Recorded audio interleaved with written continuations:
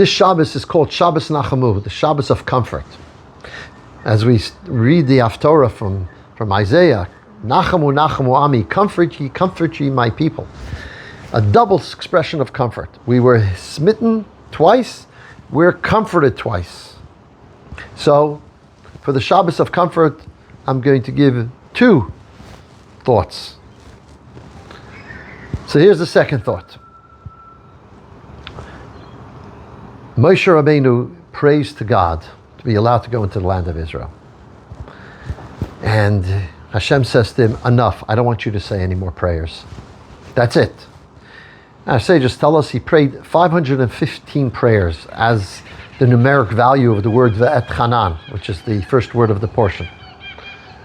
And then God says, enough, no more. So if God doesn't want him to pray, to go into Israel, so why doesn't he tell him at the beginning? Why do you let him waste 515 prayers and then say no? Just say no right in the beginning. And we dealt with the fact that why Moshe couldn't go into Israel a few weeks ago. So why does he let him on? He lets him pray, and then after 515 says no more. There's a message here. There's a lesson here. So it's fascinating. This week's parsha actually takes place on the date of this week. This week's date is the 15th of Av. 15th of Av was a great celebration when the temple stood. As a matter of fact, it says there were no holidays for the Jewish people like the 15th of Av. One of the events that happened the 15th of Av was that those people who were meant to die in the desert before going into Israel, so over the 40 years that this decree took place, so about 15,000 people a year, basically at the age of 59 in the 60th year, would dig their own graves. We saw that idea, of course, in a terrible way this week. And they would lie in there on Tisha B'Av, the night of Tisha B'Av, and they wouldn't get up in the morning. And that's how the generation that was punished not to go into Israel passed on 600,000 of them over the 40-year period. Came to the last year, they dug their graves, they go in, and they get up in the morning, and they live. This happens day after day. They thought maybe they made a mistake in calculation of the date. And then, when they saw the moon was full, they knew it's the 15th of the month, so Tisha B'Av had passed. So they knew they've had a reprieve.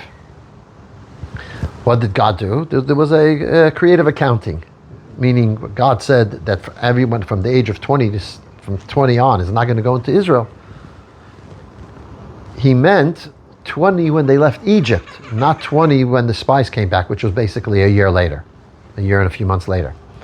So all those who went into their grave on the last year were people who turned 20 between the exodus of Egypt and sending the spies. And Hashem allowed them to live. Well, Moshe Rabbeinu sees this. He thinks, hey, here these people were punished not to go into Israel because of the sin of the spies, and they had a reprieve. Maybe I could also have a reprieve. So Moshe started praying. And he started praying that day, the 15th of Av. And he prays from the 15th of Av all the way to the 7th of Adar. If you calculate 3 prayers a day and exclude Shabbos when we don't ask for our own personal needs, it comes out to be 515 prayers. So those are the 515 prayers. Then when it came to ready to do the 516th prayer, God says no more. Why?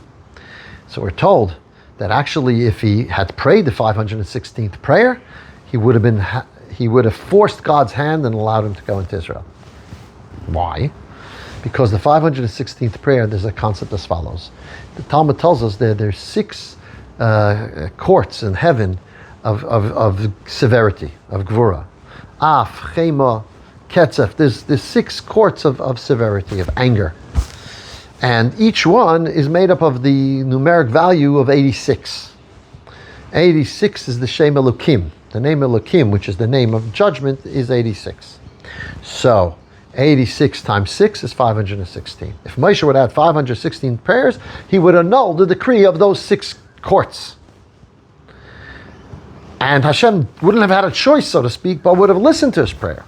So Hashem says to Moshe, stop, enough, don't pray anymore, because I have a decree, you can't go in.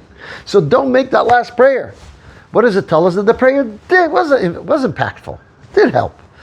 It annulled 515 of the decrees, but it couldn't get through the last one. Not because it couldn't, but Hashem stopped him from doing so, because it would have if he did pray. What does it tell us? It tells us prayer works. Now, it might not always work the way we think. It might work for our children. It might work for another way. If someone is sick and people pray for them and they don't get better, it's not the prayer went to waste. Those prayers are there to help them in heaven in their final judgment. Those prayers help their children. Those prayers don't go to naught. They always work. There are those who say maybe the prayers of Am Yisrael during the Holocaust is that which then established 1948, the miracles of the establishment of Israel. Could be. Who knows? But the prayers do not go to naught. And therefore, every prayer that we do, asking Hashem to transform the world to a time of Mashiach, will work one way or another, on one dimension or another. They're not going to waste. So we need to actually ask Hashem ad Mosai until when, and to actually pray and pray and pray, because it is going to have an impact. It will be a benefit from that prayer. There is a rabbi called Ben Shushan. He's a rabbi in New York. Anyway, he, as a young 8-year-old, he used to be into soccer. So during this break in school, recess, him and his friends would go outside and they'd play soccer, and he was very involved, and he'd make teams and so on. It was like what he lived for, sitting in school waiting until there's recess so they could play soccer. Anyway, one day, as recess comes, another boy stops him and says, "Please, could you sit with me and pray with me?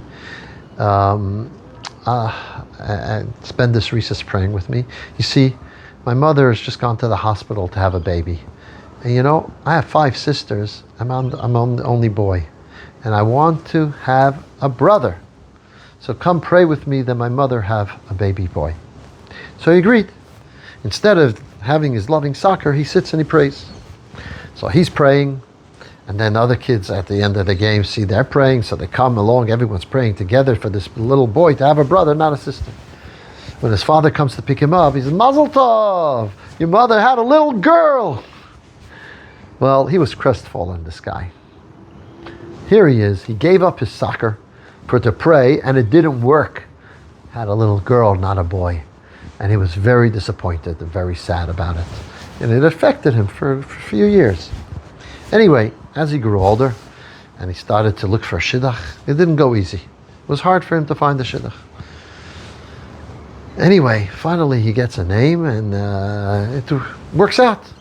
Turns out the girl that he married was the girl he prayed for on that day to be a boy.